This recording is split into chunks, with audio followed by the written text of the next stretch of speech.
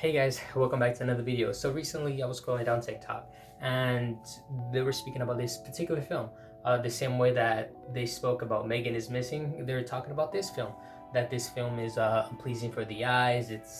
You have to have a good stomach to watch this movie and stuff like that. But I thought I'd give it a watch. I watched it. I read the manga, the light novel, and I watched the two films, the 1992 film and the 2016 film. And the movie that they were speaking about is Midori Shoujo Tsubaki. So this movie revolves around a little girl named Midori, and she's selling some flowers, and this man comes and tells Midori, persuades Midori, tells her she's pretty, and gives her a little note saying to Midori that, if you have no one else to go to, you could come to me. So as soon as Midori comes home, tells her mother the news, Midori's mom's half-eaten corpse gets eaten by rats.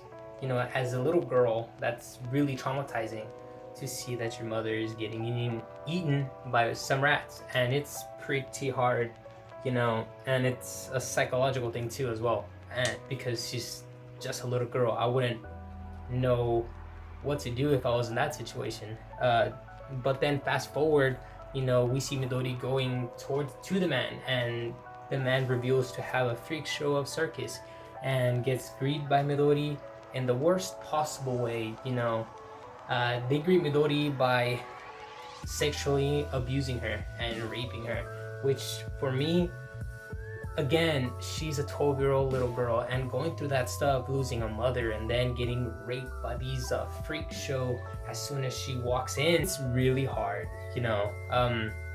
It's really deep.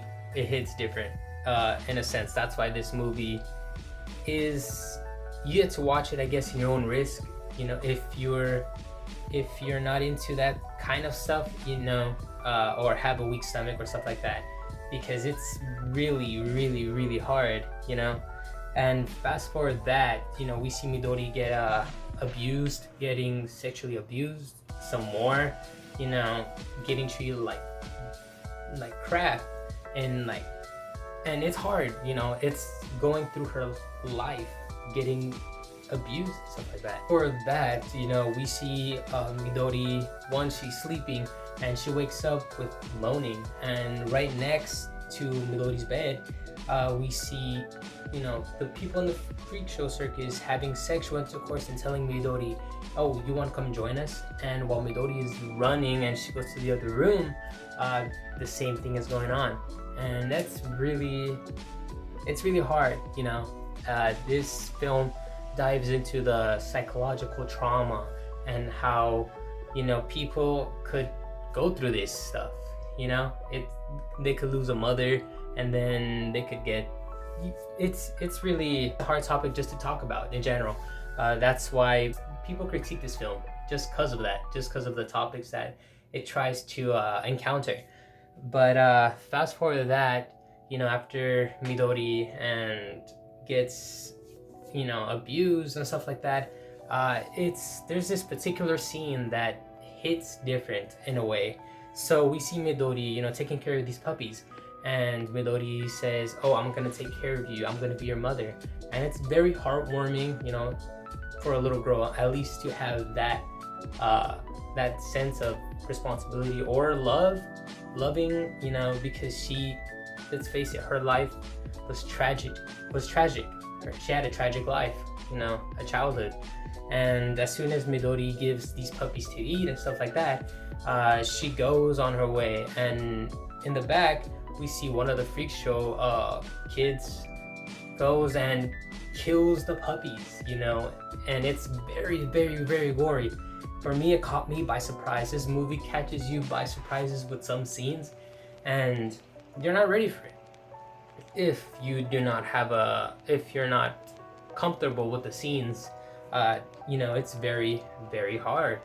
And that's what this movie does. It's every scene, you don't know what scene is gonna come out and is gonna surprise you. So that's why this movie is so good, because it just catches you by surprise and gives you that shock factor when you're watching this movie. So fast forwarding that, they tell Midori, Midori finds out that, you know, the soup that she is eating, that the freak shows are eating, are dog meat, and then Midori loses it. You know, she loses it. That's another, you know, thing. That's another file going to her mind.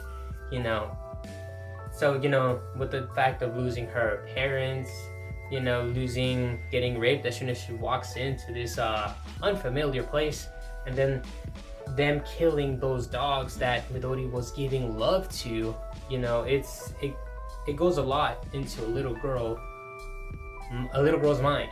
And if I'm making myself clear, then fast forward that we see Midori, you know, clapping for this magician that just performed with Midori, and then turns out they fall in love. Midori, a 12-year-old girl, falls in love with, let's say, a 40-year-old man. I'm not sure what the age of the man, but they fall in love, they get married, and stuff like that.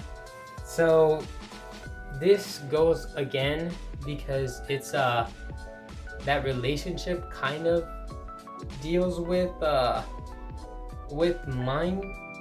It deals with a lot of psychological stuff.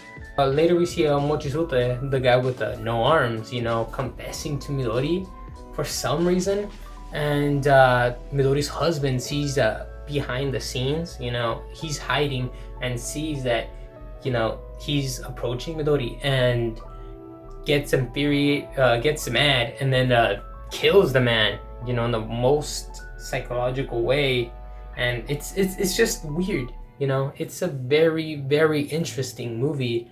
You have to watch it in order to understand what's going on and what the movie is trying to tackle. Like I said, you could watch this movie, and I will leave a link down in the description.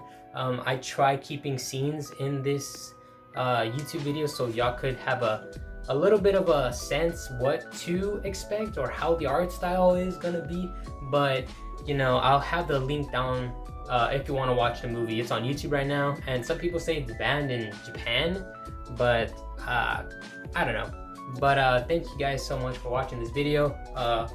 You know, I hope you like this video. Leave a comment down below if you want to watch or want me to react, or I'll have a blind reaction on videos and stuff like that. But you know, guys, I hope you have a good day. Hope you have a nice day. Take care and have happy holidays and Merry Christmas, since Christmas is gonna be, I believe, next week.